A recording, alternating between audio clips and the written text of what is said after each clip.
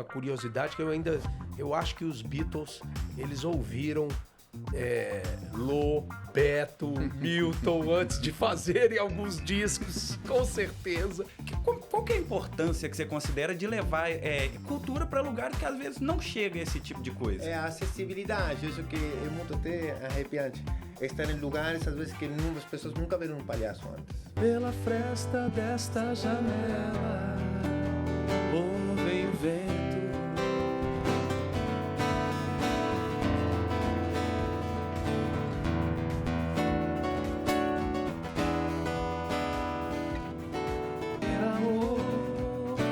Estrada de fazer o sonho acontecer.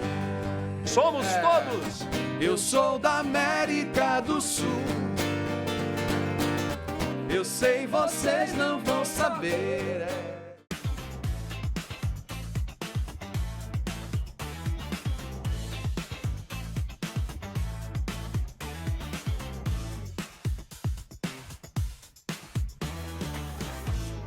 Olá, tá começando aqui na sua Rádio América, TV América, no seu videocast, né? O Culturama. E o Culturama hoje recebe 2 artistas que transformam arte em conexão com o público. Eles são, assim, fantásticos, né? A gente recebe hoje o cantor, compositor, instrumentista Rodrigo Borges, representante da nova geração ligada ao Clube da Esquina. Prazer, Rodrigão. Valeu, obrigado pela presença. E também o artista circense, ele que é internacional, Diego Gamarra, criador do espetáculo Cloro, o palhaço engolidor de letras. Diego, Muito obrigado pelo convite. obrigado você. Estamos aqui também com o meu produtor, ele que vai discernir com vocês, meu querido Arthur. Seja bem-vindo mais uma vez. Estar com vocês. Mais um Culturama. E vamos conversar, porque o nosso programa é de conversa, é de bate-papo, é de música, é de cultura, é de arte, é de entretenimento. Vou começar pelo Rodrigo. Rodrigo, eu já te conheço, nós somos já amigos há muito tempo, né? E primeiro te agradecer pela gentileza de estar aqui no Culturama com a gente. E você que é um expoente da nova geração, dos Borges, né?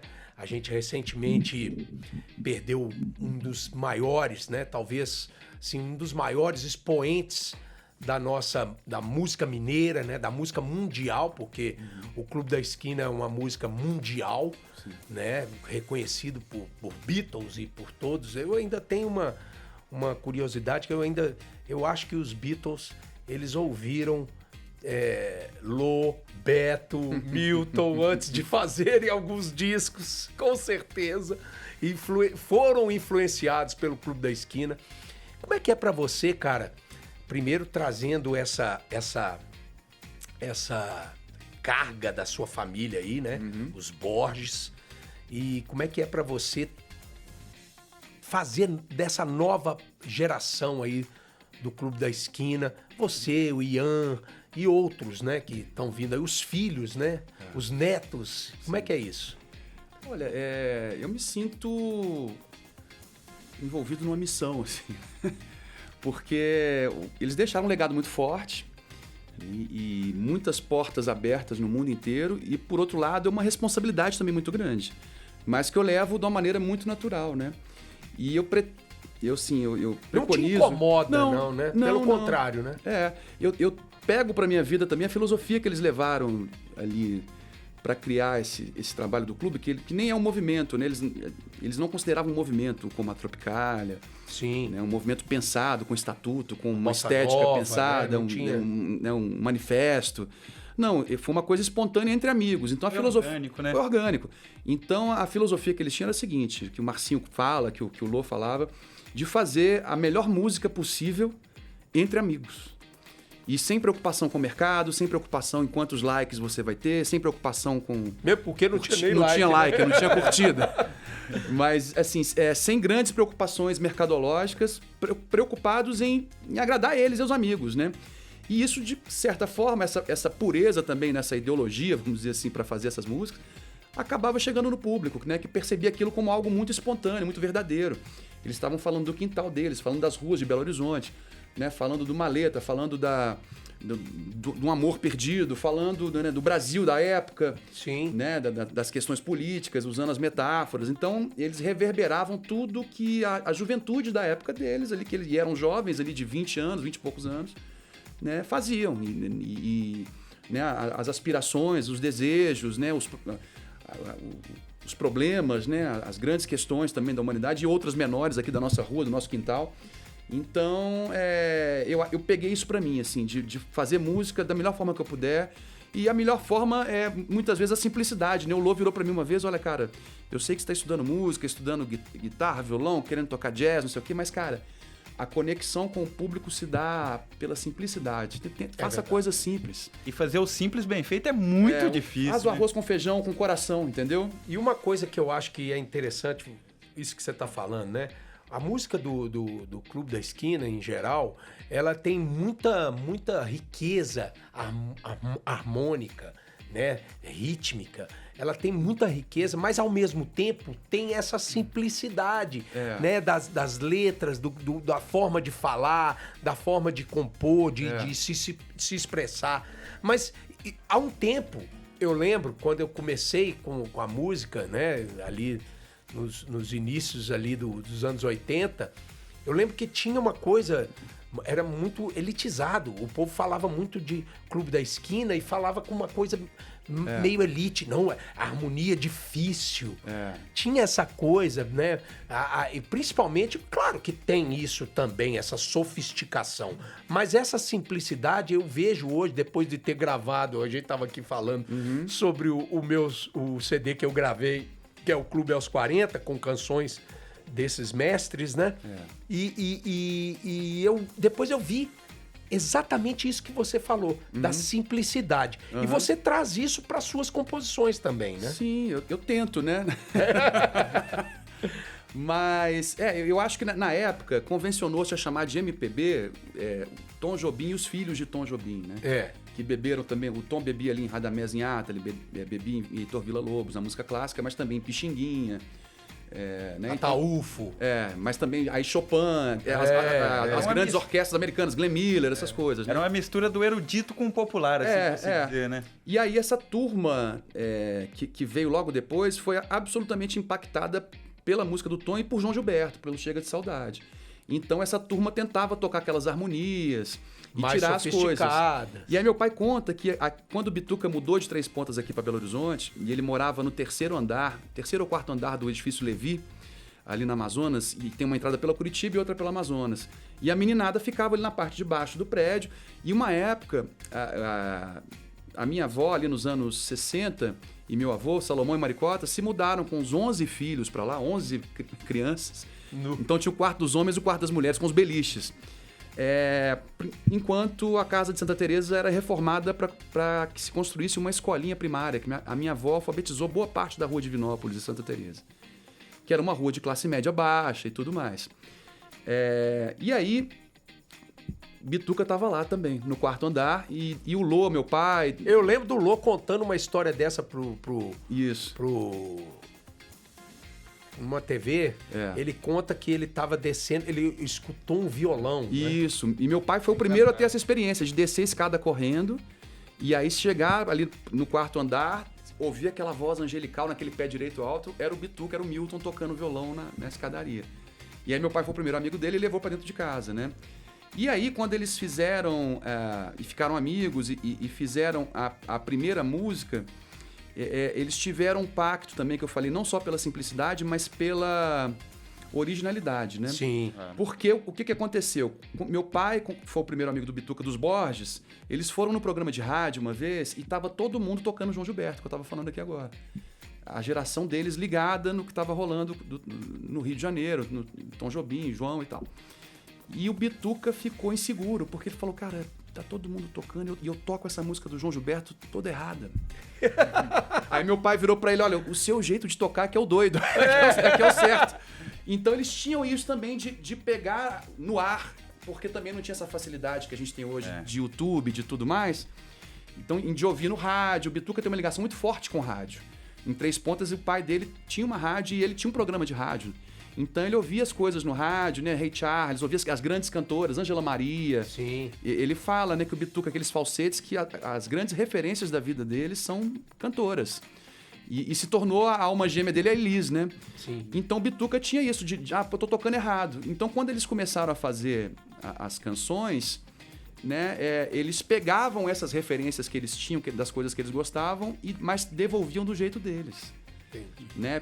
E é isso, a simplicidade, né? De pegar aquela forminha do ré aqui e chegar. O que acontece se eu for arrastando isso aqui e brincando? Então eles brincavam de fazer música e o resultado tá aí, né? No mundo inteiro. E isso você, agora falando sobre você, esse seu primeiro encontro com a música, assim, o que te despertou, que você falou assim, claro, o ambiente da sua casa com seus pais e tudo, aquela coisa toda, vendo os tios, aquela música. Sim. Mas onde você falou assim, opa, eu quero? Cara, foi muito natural. Tem dois relatos do meu pai que ele conta. Um eu lembro, né? Tem uma memória de infância, da primeira infância, e a outra que ele contava. Eu muito menininho e ele tentando tirar uma música com um compasso composto, não sei se era de Djavan, não sei o que era, uma coisa com compasso que não é o convencional 4x4, difícil. Uhum. E tava ele e um amigo dele, contrabaixista da orquestra sinfônica, que era o Mauriti. E eles não estavam achando tempo. Aí o Mauriti virou pro meu pai, Marilton, achei o tempo. Ele, como assim? Olha o pezinho do seu filho. E eu batendo o pezinho no compasso composto, super difícil. Aí meu pai viu que eu tinha musicalidade e me levou para a escola de música que o Bituca tinha, que era música de Minas. Eu estudei lá. Que acho que tinha Gilvan de Oliveira, uma galera. Tinha todo mundo. Mas acho que foi ali que a gente se conheceu, se eu não me engano. Eu lembro que você chegou lá. Eu já estudava canto lá. Mas eu não cheguei a estudar. Eu acho que a gente se conheceu depois na noite e na Gerais, né? Na Gerais. Na Rádio Gerais, que a gente trabalhou lá. Verdade. E aí o seguinte, fiz um teste de percussão, assim, pra ver se eu tinha ritmo, o professor fazia, eu repetia certinho, e meu pai queria que eu tocasse piano. Aí ele falou, olha, seu filho tem muito ritmo, muito musical, é o seguinte, 6 meses de teoria pra depois pegar no piano. Eu não quis. Eu falei, não, quero brincar, né? Quantos anos você tinha? Eu devia ter uns 5 anos de idade, uma coisa assim, 6. E não lembro. E aí depois, o meu pai também com um violão em casa, ele trabalhava no estúdio HP, de Haroldo, Mauro e Paulinho. Sim. Meu pai era diretor de criação, fazia jingles, publicidade. Gravei muito lá. E tinha um violão Giannini que ficava em cima do armário, e meu pai tirava do armário para fazer os jingles, para compor, para tirar alguma música, né? E aí eu peguei e ele me mostrou o baixo. Quer ver?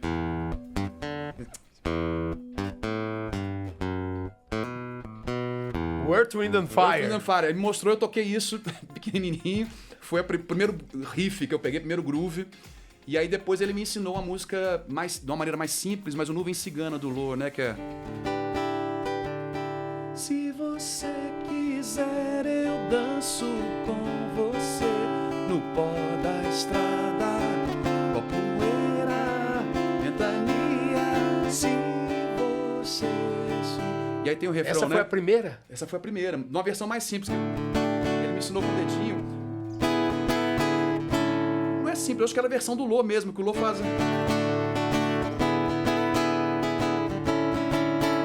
Esses 3 acordes.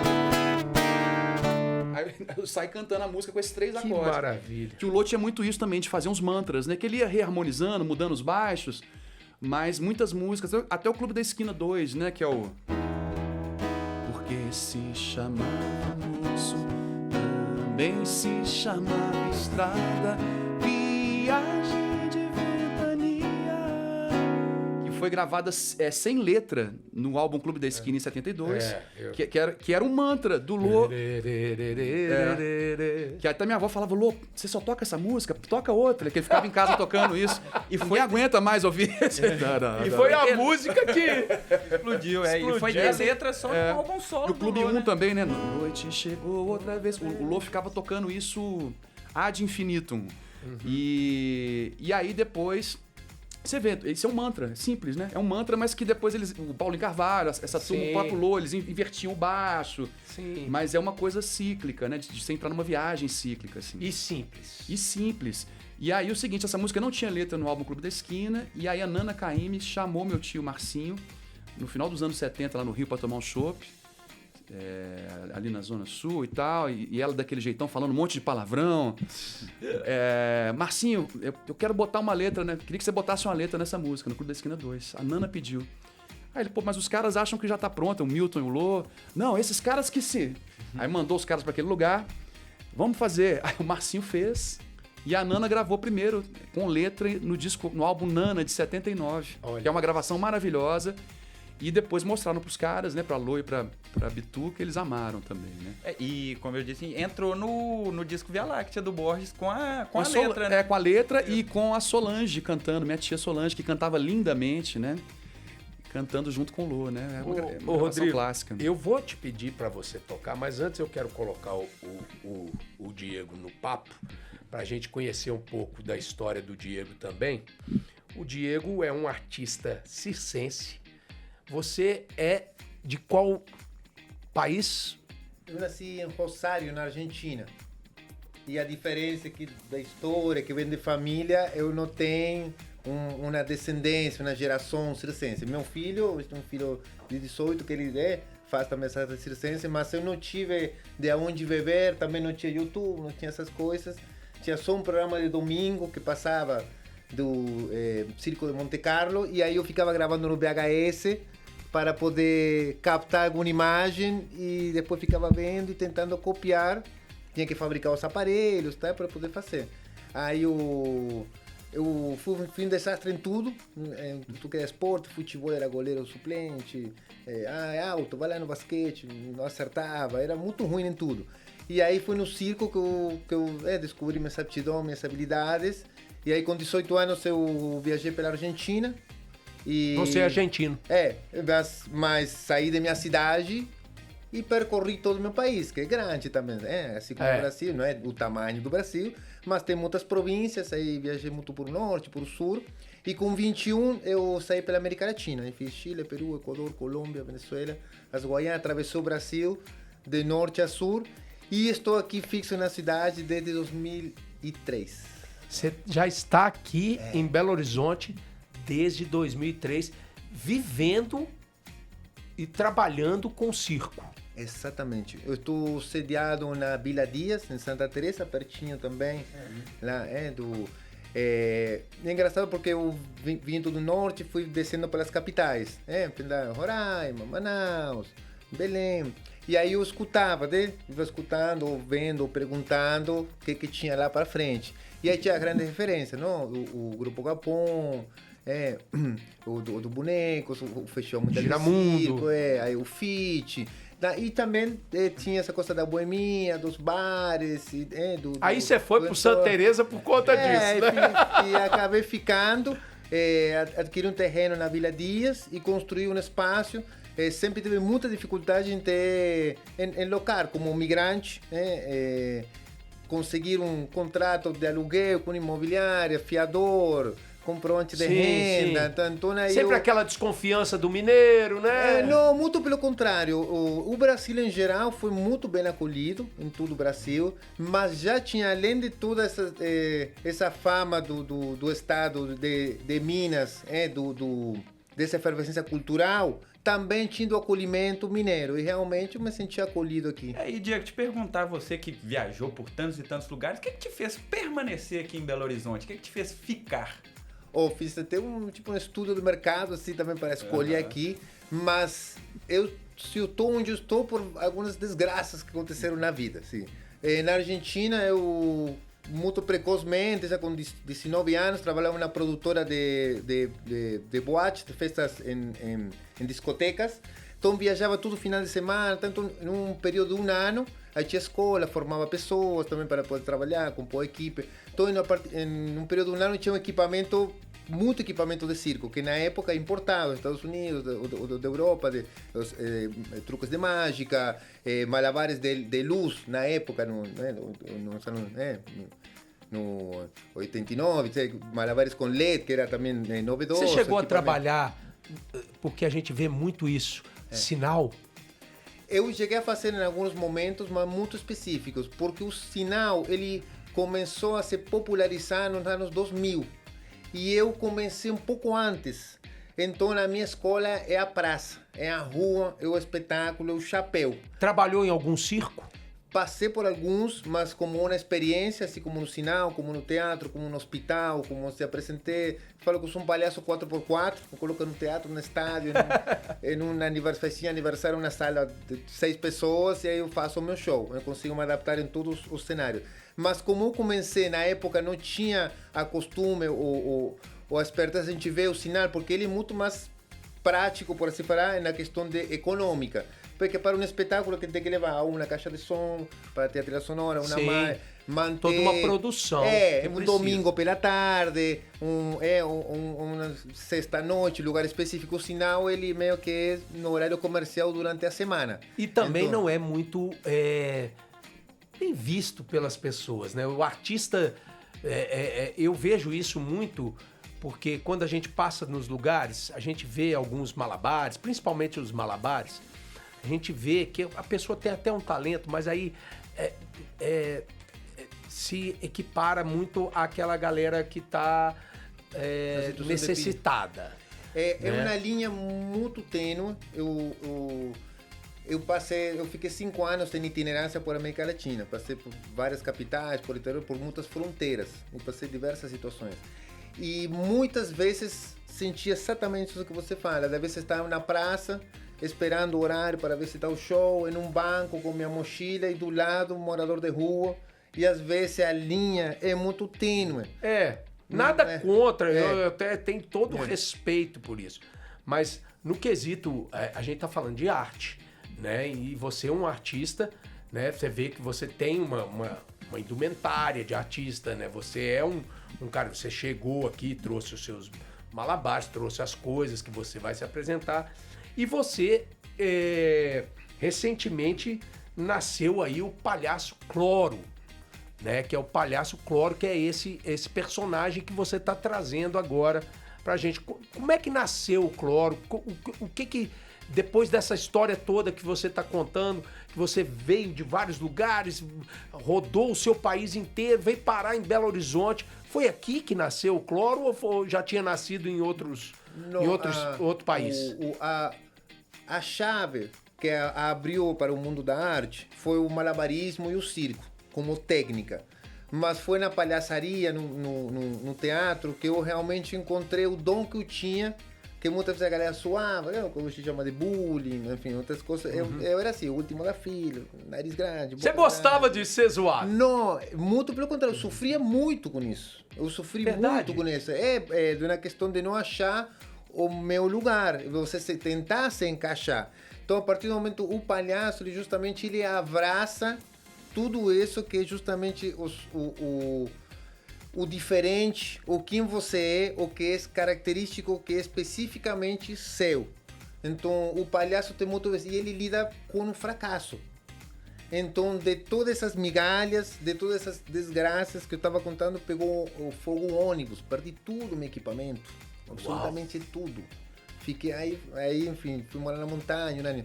Depois eu, não, vou voltar no meu país. Aí deu a crise de 2001, Aí voltei em 2003, passei por aqui, voltei na Argentina, fui perto de Rosário, minha cidade, montei oficinas, espetáculos, voltou, depois na turnê por América Latina, alagou a cidade inteira. Meu então, Deus! Mas por tudo isso me fez voltar aqui no Brasil, que tinha visto, já tinha passado por aqui, tinha gostado muito de Belo Horizonte e decidi me fixar aqui.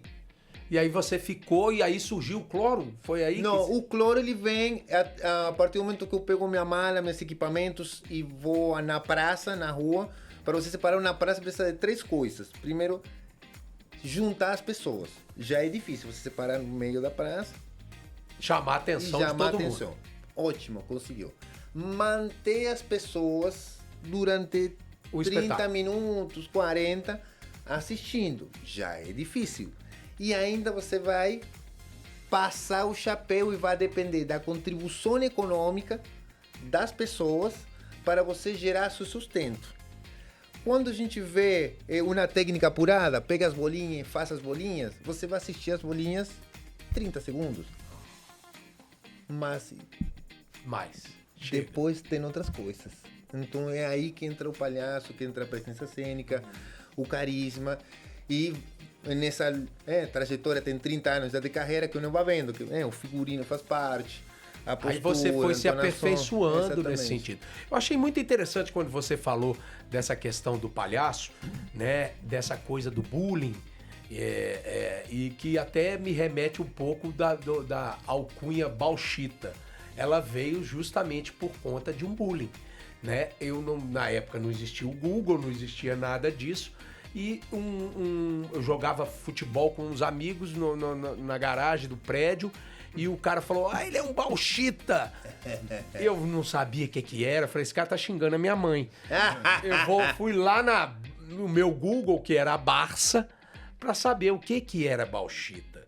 É um mineral que extrai o alumínio, né? Aí eu falei, mas não gostei. E aí eles foram e passaram esse apelido pra minha escola, no meu colégio que tava. Não chama ele de Bauxita não, que ele fica nervosão. E foi aí que surgiu. Aí comecei a mexer com arte e eu falei, cara, não dá pra ser um cantor de rock com o nome Ronald Hércules, né, que é o meu nome. Eu falei, não dá. E aí eu achei interessante você falar isso, né, sobre essa questão do bullying, né, e que o palhaço, ele abraça isso como uma resposta a esse bullying e faz, é como se você fizesse de um limão à limonada. É exatamente essa expressão, Não é isso? remete uso. Eu falo muito usar o erro a favor, né? Sim. Tudo aquilo que acontece, na verdade, é um presente. A gente tem que abraçar isso e transformar nisso. E a arte é isso. A arte é isso. Às vezes a gente, por exemplo, no seu caso, você pegou isso e criou o cloro, e criou um palhaço para atrair as pessoas, para o público, para ter. Só o malabares não dá. Então eu vou botar uma roupa, eu vou botar uma coisa. E aí se assemelha muito à questão do músico, do compositor, que é o caso do Rodrigo, que ele tem que fazer. Qual que é o sonho do artista? É ter o povo vendo o show dele, né? Vendo, atraindo, tendo... Hoje a gente fala de likes, a gente fala de visualizações, mas no início de tudo, né? A gente está falando com artistas maduros aqui. No início de tudo, o que a gente queria? Era atrair o público para ver o nosso espetáculo, comprar o nosso CD, o nosso vinil. Não é, Rodrigo? Eles falam da economia da atenção, né? Que a gente vive nas redes hoje. Mas a gente tem muito a aprender com circo, com né, palhaçaria, com teatro, porque a gente tem esse desafio na música também de manter aquela atenção das pessoas, né, durante a sua música durante a ser mais performance. ouvida, né? O nosso ponto de contato seria o que a gente chama de performance, né? Que você Sim. performa, você tem ali uma apresentação para as pessoas que o teu corpo fala, né? A sua apresentação cênica fala. E o músico muitas vezes não se preocupa com isso, né? Com a forma com a qual ele se apresenta, com a forma com a qual ele fala com o público, né? Com a forma com a qual ele envolve aquele ambiente, ou até que ele ajuda a construir aquele ambiente. No caso do Diego, com certeza tem música no seu... Sou horrível na música. Mas Não, você põe pra tocar. Tem técnica dentro do malabarismo, tem métrica. Mas tem música no seu espetáculo? Mas eu tenho uma inteligência visual. E isso é o que acho que é interessante recalcar. Eu trabalho muito como professor também, na área de vulnerabilidade social, em favelas, em escolas, ou com adultos também, teatro empresarial. E eu vejo, às vezes, as pessoas e vejo a aptidão das pessoas. Sim. Então é muito importante quando você conta essa anedota do pezinho e que você, que de alguma maneira identificaram isso. Então é muito importante os formadores, os professores, os parentes, a comunidade em volta dessas crianças, entender o que, porque às vezes demora, pode passar a vida inteira. A criançada é muito ligada no seu espetáculo? Nossa, de todas as idades, na verdade. Eu aponto todas as idades. E inclusive na questão também é uma responsabilidade universal. muito grande, porque eu vou falar pra você, quando você conquista o público infantil, pro artista, principalmente o artista circense, de teatro e tudo, cara, é a base. É o que você ganha. O adulto vai. Sim. Eu comecei com festa de aniversário. Trabalhamos 2 anos de festa de aniversário. Tudo fim de semana, 3, 4 festas. Depois que você domina várias vezes, aí você tá preparado para tudo. Assim. Quem lida com criança lida com qualquer público, né? Eu tenho um filhinho de 7 anos, o Matheus, que é autista. E que tem uma musicalidade também gigante. E eu estudei no UFMG também. E uma vez eu participei de um seminário que falava sobre musicoterapia, né? O meu filho chegou a fazer musicoterapia, hoje ele está em escolas e espaços pedagógicos de brincar, onde ele tem música e muita música comigo, e ele é viciado em Spotify, se deixar fica o dia inteiro.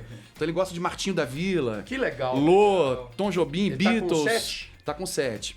E um seminário na UFMG que eu assisti sobre musicoterapia falava que um dos estudos mais avançados de neurociência no mundo hoje é relacionado à música. E fala sobre eles chamam de arqueologia do conhecimento, uma coisa assim, né, cognitiva, que fala que toda criança, a gente chega no mundo e todos nós nascemos com uma musicalidade inata, que ela se manifesta pela primeira vez no nosso primeiro contato com a mãe. Que legal. Que ela vem do gesto, ela vem do olhar, ela vem do afeto.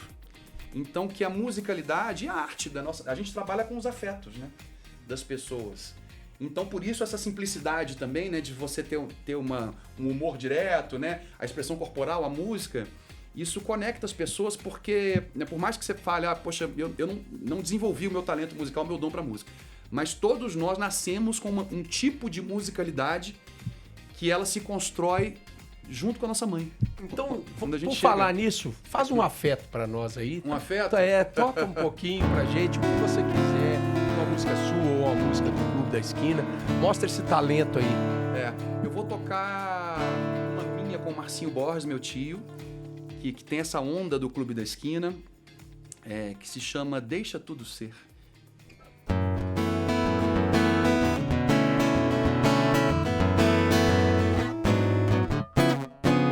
Hoje acordei nesse quarto de hotel, mas não vejo ninguém. Lembro que ontem eu era um star, seu herói. Agora um gosto salgado quer me afogar. Lágrimas más e seu perfume no ar. Precisamos nos ver outra vez, só mais uma talvez, para saber com certeza se vamos durar. Pegar o pique e sair, vamos viajar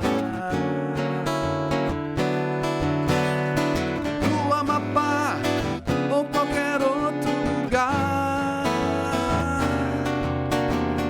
Vamos caçar o melhor luar. Vamos dormir ao sabor do céu. Fazer fogueira na praia, como se fosse esperança. Deixa tudo ser, deixa o amor estar. Deixa eu encontrar onde está você. sensacional e tem o DNA do clube. Tem totalmente o DNA do clube. Ô Diego, cara, e essa mistura que você faz, né, de literatura e circo, como é que é isso? Como é que surgiu isso pra você, essa questão de envolver a literatura? Porque é importante a gente falar isso, né, porque a base do teatro, né, da arte em geral, essa questão da literatura, o que isso influencia na sua performance? Influencia muito porque dá um peso dramatúrgico à cena, não? O circo vem um pouco do entretenimento, das grandes plateias, mas também ele pode atingir outros lugares de senso crítico, dos afetos, de reflexionar, através do encantamento.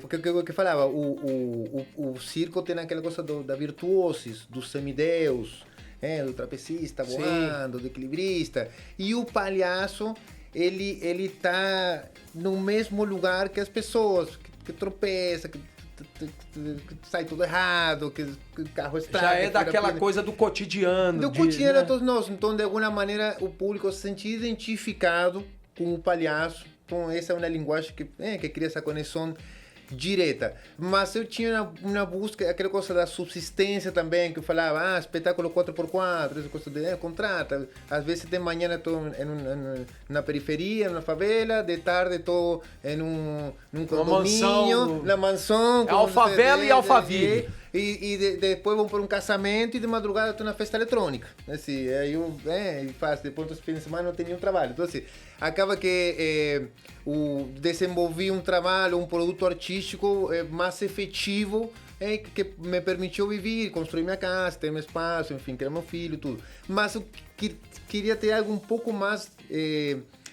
que tenha um peso, uma história, uma dramaturgia, que aí envolve muito além do que falar, um malabarismo, ou uma praça, ou um contrato, não, poder ir em um teatro, apresentar em auditórios, ou até na praça mesmo, como estou agora circulando, mas com um espetáculo que traga de alguma maneira alguma mensagem. E foi o mundo da literatura apareceu através de uma demanda, de um problema, que eu tinha feito uma circulação pelo Amazonas em um barco com todo o meu espetáculo, e me chamaram no ano seguinte para um festival literário. E aí falei, bom, eu já levei monociclo, já levei fogo, já levei a perna de pau, tudo no mesmo espetáculo, vou fazer tudo que eu faço de técnica, que não faço de espetáculo, com a literatura. E aí juntei tudo e esse espetáculo se estreou numa circulação pelo Rio Madeira, parando em todas as comunidades, tá? Como chama Amazônia das Palavras. E aí a diretora de lá já tinha o nome do Palhaço Cloro e falou, bom, me manda o release. O release é isso, pá, não sei o que, tá. E o nome? E falou, pronto, o nome vai ser Cloro, o Palhaço Engolidor de Letras. E foi aí que nasceu o espetáculo.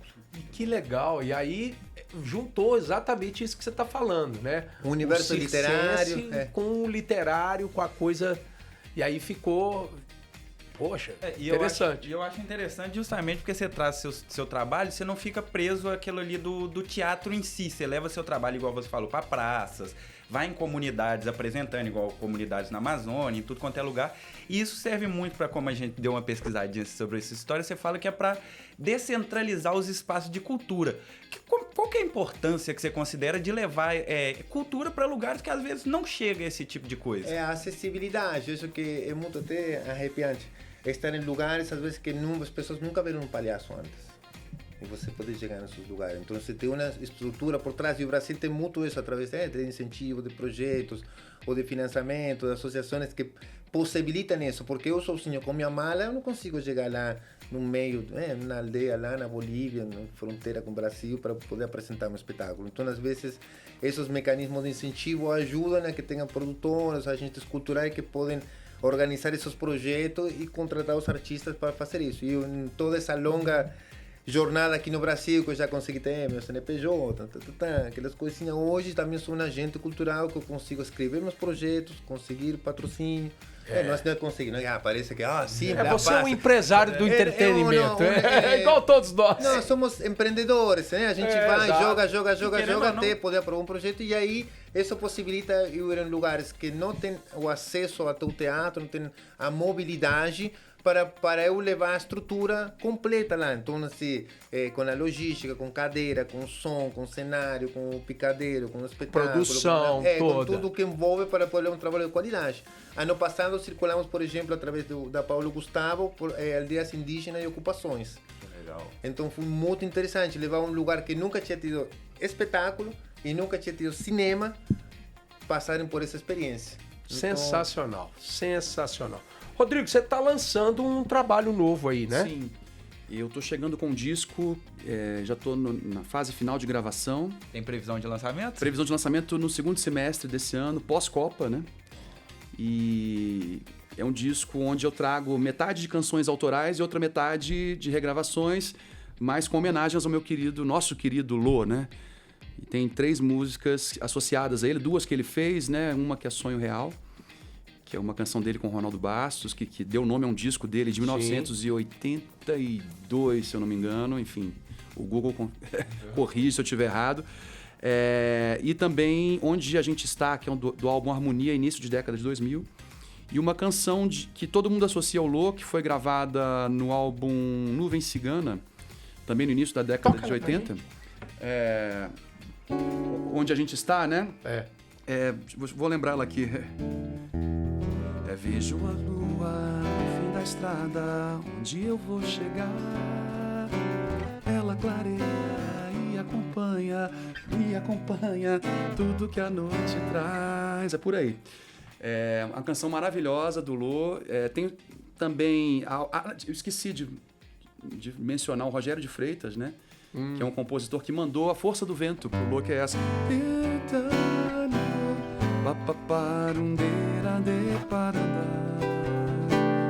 Pela fresta desta janela, vem o vento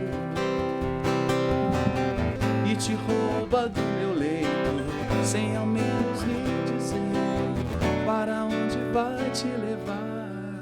Então essa que é linda, né? Então essas duas. Como que foi o processo assim pra você selecionar essas músicas de regravação? São as músicas que mais te tocam, do seu tio? Como que foi esse processo? Sim, cara, eu acho que é muito da sensibilidade do momento também. Sonho Real é uma das canções que eu mais gosto do Lô, que eu sempre também toco nas minhas apresentações. E eu adoro a gravação dele ali, né, do disco Sonho Real. E é uma canção que eu tenho uma história junto com a minha mulher com ela, assim. Minha mulher também ama, assim. Então a gente, né, teve essa ideia meio que juntos, assim, né? Eu tocando em casa, por que você não grava essa música? E aí vai ter a Roberta Campos cantando comigo, né? Que é uma super cantora, que tá estourada no Brasil fora, mineira. Dela pra gente. Sonho Real, né? À primeira vista, a paixão não tem defesa. Tem de ser um grande artista pra querer se segurar. Faz tremer a perna, faz a bela vir a fera. Quando alguém que a gente espera quer se chegar, só de pensar já me faz mais feliz. Nem bem o amor começa, eu já quero isso. Chega, está lá, beleza, no mesmo momento.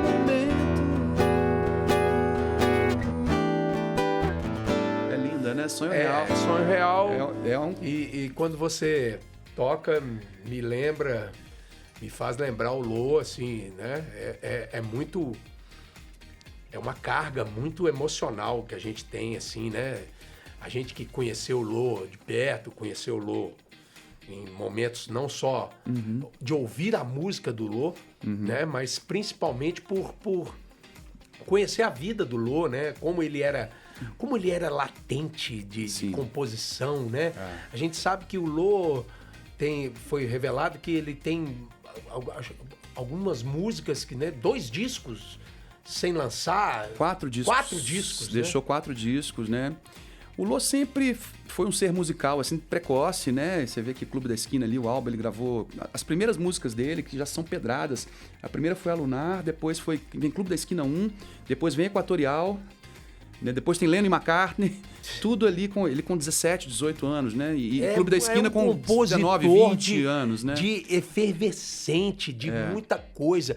E um artista que qualquer coisa virava música, né? Sim. E eu acho que isso acontece também com você, né, Diego? Dessa coisa do cotidiano da arte, né? da Casa Circo Gamarra, né? Essa coisa de você fazer muita coisa, você ligar o literário com o circense, com a performance, com o teatro, com malabares, ou seja, tudo muito latente, como é o compositor né? Nós estamos falando do Lô, do Rodrigo, mas também falamos sobre essa outra parte da arte, que é o circo, o circense. Acho que a arte, que o artista vive imerso e precisa estar o tempo todo, como falar, nesse looping infinito. Então, nesse itinerância de 5 anos, eu sentia dificuldade de eu fazer as coisas. Vou treinar malabares. Não pode cair a bolinha que tem vecino embaixo. Eu vou costurar não pode ter cheiro de cola de sapateiro, não sei o que, porque tem criança aqui. Vou fazer um nhoque aqui, que é a comida do meu país. Pode sujar com farinha aqui, porque... Então, assim, a gente tem que ficar se encaixando para não atrapalhar o outro. Então, por exemplo, que eu não conseguia ter um espaço, ante problema, dificuldade e oportunidade. Aí construir um espaço, que hoje é o ponto de cultura Casa Circo Gamarra. São 4 pavimentos, tem espaço para receber espetáculos, oficinas. E lá você dá aula também? Também, tem uma equipe pedagógica. Agora, nesse final de semana, vai ter um palhaço italiano, Stefano, que vai estar num seminário de palhaçaria. Temos apresentações, local também para estudo fotográfico, para locação de vídeo, enfim, é um espaço multicultural que abraça todas as artes. É um espaço onde a cultura... e num ambiente, num bairro que é extremamente artístico, extremamente cultural, que é o Santa Teresa.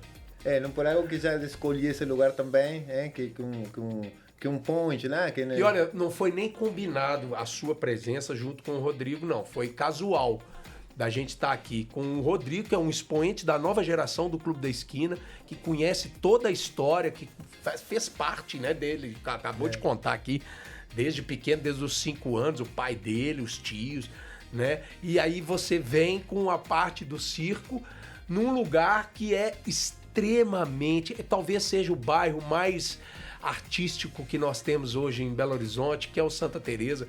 Meu irmão de sangue mora lá e ele fala pra mim direto, é um bairro que a gente tem um carinho e que a gente chega lá e a gente já respira arte, né? Sim.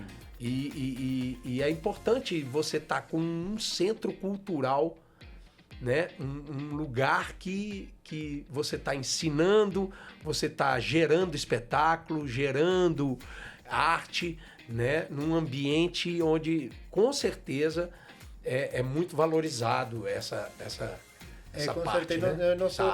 Não só formando pessoas, tendo oficinas para crianças, para adultos, como também abrir o espaço para, às vezes, artistas que não conseguem entrar no edital de seleção, não tem um projeto, não tem...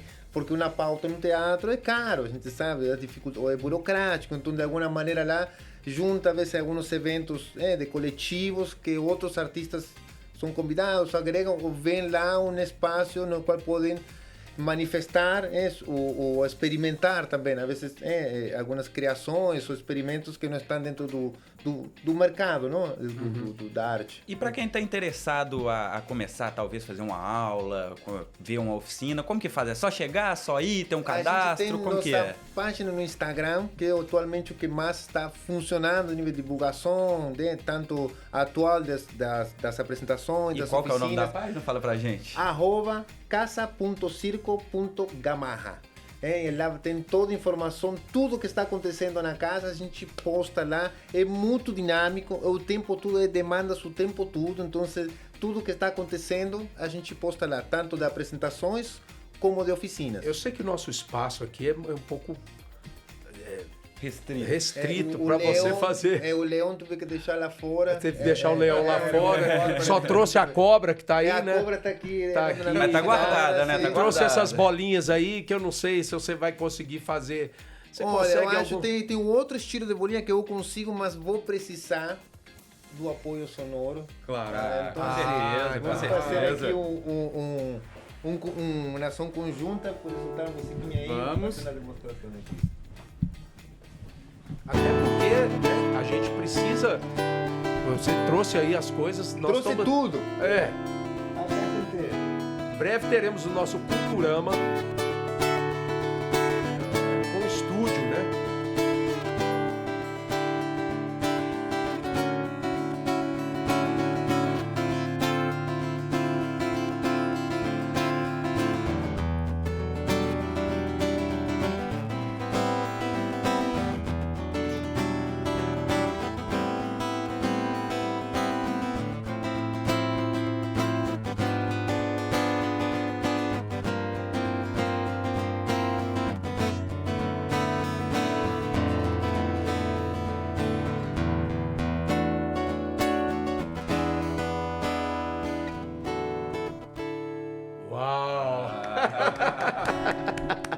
Sensacional, Diego Gamarra.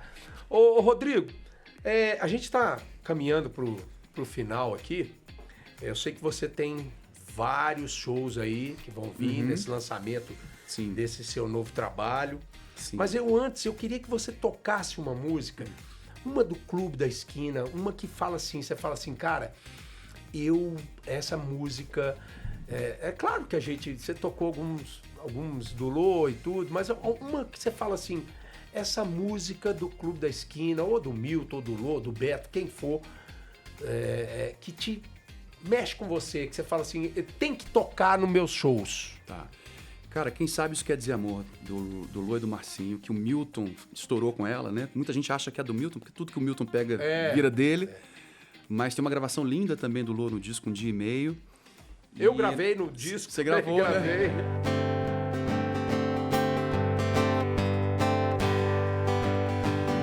Cheguei a tempo de te ver acordar. Eu vim correndo à frente do sol. Abri a porta e antes de entrar, revi a vida inteira. Pensei em tudo que é possível falar, que sirva apenas para nós dois. Sinais de bem, desejos de cais, pequenos fragmentos de luz. Falar da cor dos temporais, do céu azul, das flores de abril. Pensar além do bem e do mal, lembrar de coisas que ninguém viu. O mundo lá sempre a rodar, em cima dele tudo vai. Quem sabe isso quer dizer amor, estrada de fazer o sonho acontecer.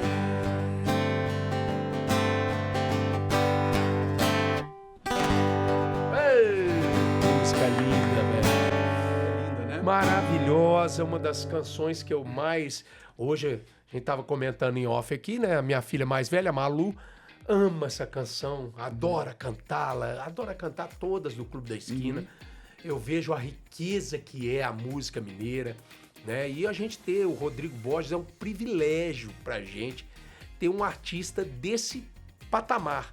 Porque você, cara, não é porque tá na sua presença, mas eu acho que além, você tem esse frescor da nova geração, né? Apesar de você já estar com os seus cabelos nem tão nova assim, né? geração. Mas você semi-nova, né? Mas você traz esse frescor, né? Porque, poxa, o Milton tá com quantos anos? 83. 83, né? O Beto deve estar com 70 e tantos, né? E o Lô tinha 73. 73. Então, nós estamos falando de 20 anos atrás, né? Então, ele não deixa de ser uma nova geração que traz esse vigor, né? Você ainda é novo, tem muita coisa para rolar. Muita linha para queimar. Me fala aí da sua agenda, o que você... O que tem programado para logo nessa sequência aí desse lançamento desse seu novo trabalho? Tem nome o seu novo trabalho? Tô ainda pensando em batizar, bem provável que se chame Onde a Gente Está. Né? Porque o meu primeiro disco foi Qualquer Palavra, depois veio Assim que a Vida Quiser, que era uma música minha do Murilo Antunes. E aliás, eu tomei um xingo do Murilo Antunes sensacional, porque eu fiz um post e coloquei que a música é, quem sabe isso quer dizer amor, aquela confusão que a gente acha que é do Milton, que é do Milton. E ele mandou no direct, essa música não é do Milton. Não é do Milton, é Lô e Marcinho. Murilo, tá bom, desculpa. Mas é bem provável que se chame Onde a Gente Está, que é uma homenagem pro Lô mesmo, né? Uma canção dele e do Marcinho, que eu fiz um trechinho dela aqui. E a sua agenda gravada. vai agenda rodar o Brasil, tá né? cheia. Esse agora, sábado, dia 16, estou no Rio de Janeiro, no Teatro Brigitte Blair. 16 de maio. 16 de maio, Copacabana. Na semana que vem, 21 de maio, eu estou retornando ao Clube do Choro. Já fui lá no início do ano para fazer uma homenagem ao Lô. Clube do Choro em Brasília, que é uma das casas, se não a mais tradicional de música de Brasília. São Paulo, eu tô sempre por lá rodando, então volto para tocar em São Paulo final de julho, início de julho e final de julho. Tem uma gira lá por Santos, Mogi das Cruzes, um monte de coisa. É só ficar ligado no meu Instagram, né? Rodrigo Borges Oficial, que é o Instagram. Vou tocar numa das casas mais tradicionais de MPB de São Paulo também, no dia 3 de agosto, que é uma segunda-feira, que ele tá fazendo sempre Clube da Esquina na segunda, e me convidou agora, que é o Julinho Clube, na Vila Madalena, que é super tradicional. Sensacional. Os grandes músicos do Brasil passam por lá para dar canja, rola jam session, é bem legal. E um convite especial para quem é daqui de Belo Horizonte, no dia 30 de maio, que é um sábado, vai rolar o Savassi Festival, o festival de jazz. E você vai estar? Eu vou estar com 3 shows, participando de 3 shows na Praça Floriano Peixoto, 30 de maio, a partir de 5 da tarde. O primeiro show é um show do meu pai, Marilton Borges, do alto dos seus 82 aninhos. Marilton, jovem.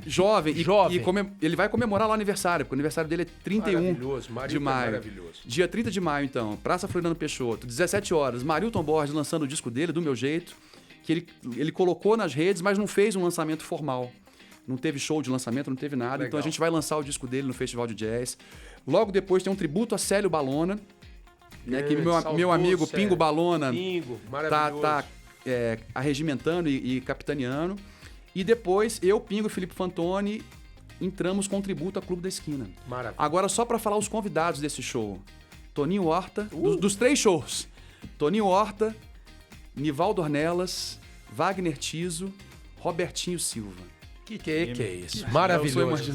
E Gilson Peranzeta lá, arranjador do Ivan Lins. Maravilhoso. Gente, nós estamos chegando ao final do programa.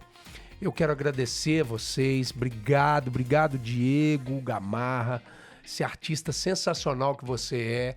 Que Deus te ilumine, que te dê muita força aí. Quero conhecer o seu espaço. Em breve estarei ali, vou lá para levar minha filha, que vai adorar. Eu tenho certeza, as minhas filhas vão amar estar lá, minha esposa também.